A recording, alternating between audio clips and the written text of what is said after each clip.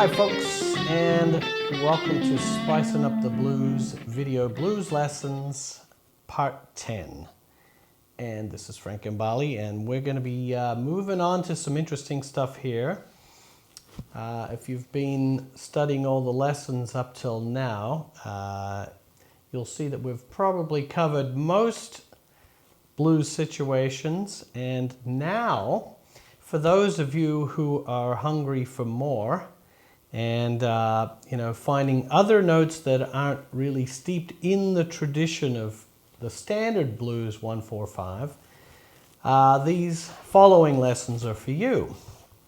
So what we're going to do is we're going to look at interesting ways to add and spice up, really spice up the traditional blues by adding scales and chord stuff that isn't really what we call standard, but certainly a great way to spice up the blues. And one of the first gems of information I want to give to you is, and it's something that a lot of guitar players do, even ones that just play the standard 1-4-5 chord progression for blues, they'll make this one chord progression without even realizing it. And certainly, oftentimes, never utilizing the single line potential of this idea. And here's what it is. If you've ever seen somebody playing a blues like this.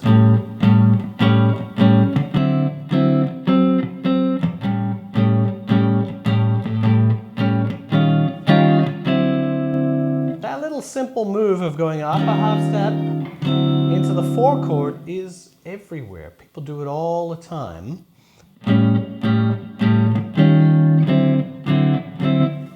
They'll do it as a chord most often, and but I want to really zero in hard on that 2 beats right before bar 5 in a blues, right? This is one of the first areas I'll show you where a lot of fun stuff can happen with that upper half step move. And first, I want to really look at the theory behind it too. I think it's always important to understand why stuff happens, right? Now I want to show you this first thing is an interesting relationship between A7 and this flat 5 away, E flat 7 going into D7. One of the interesting things about it is really they have the same tritone in here, which is the flat 7 and the 3rd. We have A root, flat 7 and the 3rd here of A. And when we put a flat 5 bass on it to E flat 7, these two, the tritone stays the same, but they flip-flop rolls. Now that I have an E flat bass, this is the 3rd, not the flat 7, and this is the flat 7, not the 3rd. Ooh, see, some sort of weird magic happens, right? The notes swap rolls, and so there's a heavy relationship between these 2 chords. Now, theoretically, I want to explain it further. Now, that's just a basic dominant chord, right? They're both basic dominant chords. They have the basic principle of a dominant chord, which is 1, 3, and flat 7. Now, if we make it this E flat chord, this passing chord, we'll call it, a flat 5 passing chord, if we turn it into a 9th chord, a full-bodied dominant 9 chord, this is what we call static dominant chords. This is not an altered chord. This is a regular dominant chord, but not altered. You can have a 9, but it's not a sharp or a flat 9. You can even have a 13, but it's not a flat 13. So we can extend this dominant chord, but not, and before I go any further about the 11, I want to show you just the relationship between these two. Now if I refinger it slightly, there's my 9th chord. If I change the bass to A, same thing we were doing before, what we end up with is A7 with a sharp 5 and a flat 9 on top, which is something I would consider to be a heavily altered dominant chord. So now let's say that there's a big relationship between a chord, a dominant chord that is not altered, and a dominant chord which is altered. with this flat 5. And sometimes it's called a flat 5 substitution. You're substituting a dominant chord for one that's a dominant altered chord for one that's not altered. Now, interestingly enough, scale-wise, they do actually both come from the same scale also. But before I share that with you, I want to share why I would choose that scale over, for example, on most dominant chords, we play mixolydian, which is like the major scale, but with a flat 7. Now, the fourth note of this scale is an A flat. Now, I want to try and keep as many notes common to our parent key. This is an A blues, right? So I'd prefer to have a scale that has an A in it rather than an A flat, because that's going to introduce a note that's not really related to the key so much. I mean, I would love to keep, if we just simply raise that 4th to a sharp 4 and keep the rest, we have a better tie-in with the original key. Now this scale is called Lydian flat 7. 1, 2, 3, sharp 4, 5, 6, and a flat 7. Now Lydian flat 7 is mode 4 of B flat melodic minor. And melodic minor is the same as a major scale with a minor third. So it goes like this from B flat 1, 2, flat 3, 4, 5, 6, natural 7. Now from the root of the altered chord, it's called superlocrian.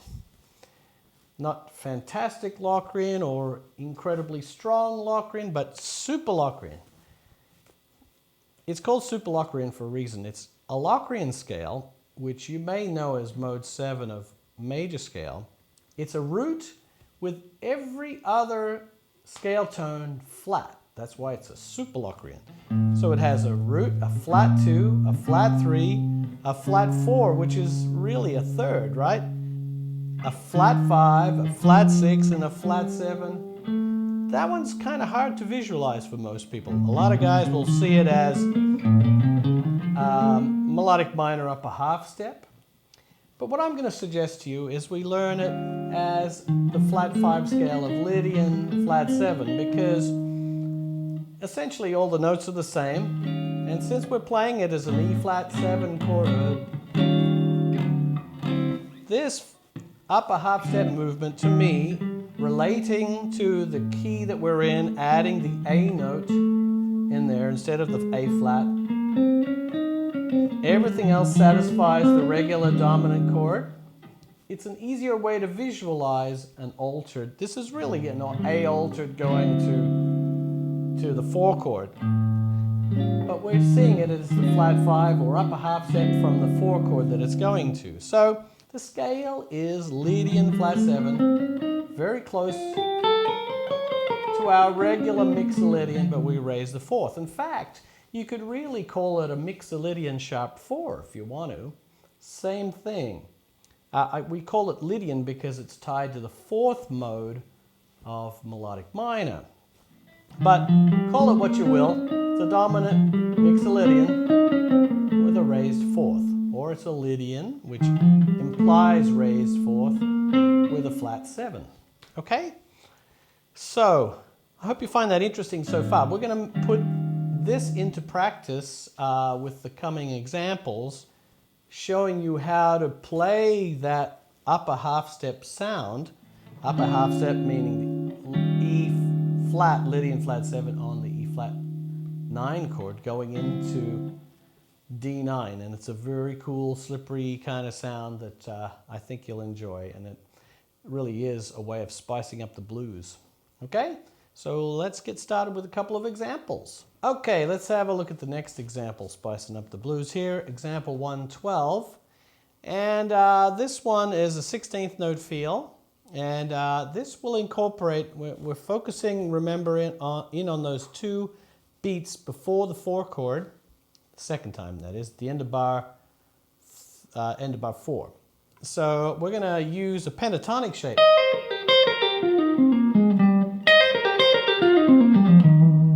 E flat major pentatonic, which looks like C minor pentatonic if it helps, okay? So the lick starts like this in bar 1. It's sort of A blues, right?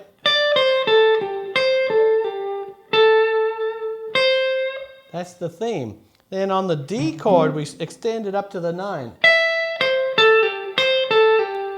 And then we change the last 2 notes to go into the 3rd, a D. So the first 2 bars goes like this.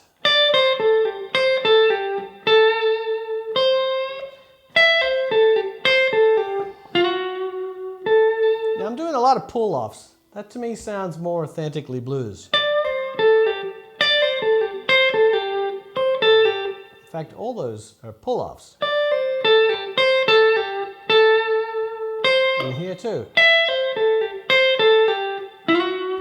And sliding into that 3rd of D.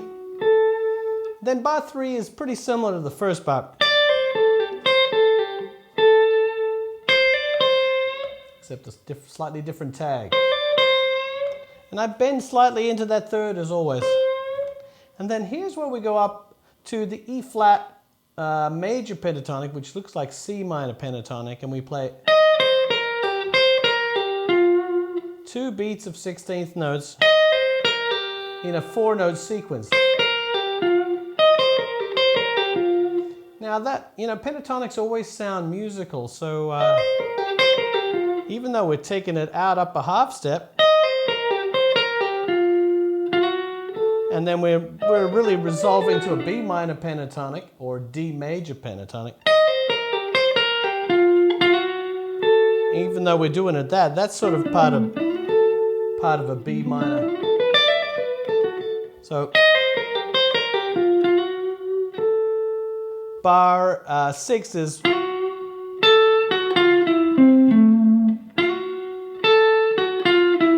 down to the 9 chromatically, flat 7, 5 of the D chord, right? And then you wait a little bit, and the last tag at the end of bar 6 is into the A. Just a 3, 5, flat 7, a D7. See how logical this is? I mean, all we're doing is making a musical version of the chord by outlining the notes separately. Okay, so let's have a listen to this groovy example. Slow. Here's the backing track. Okay, 1, 2, 3, 4.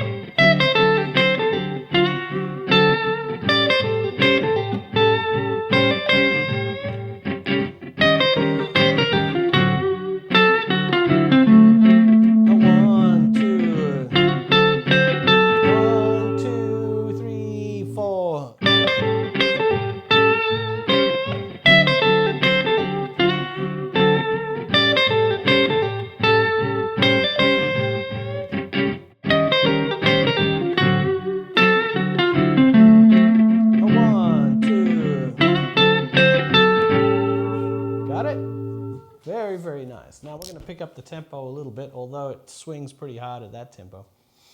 These tempos are all variable, right? You can do whatever you want with them. So moving on. Okay, let's move up the tempo. Here it is. Okay. 1, 2, 3, 4.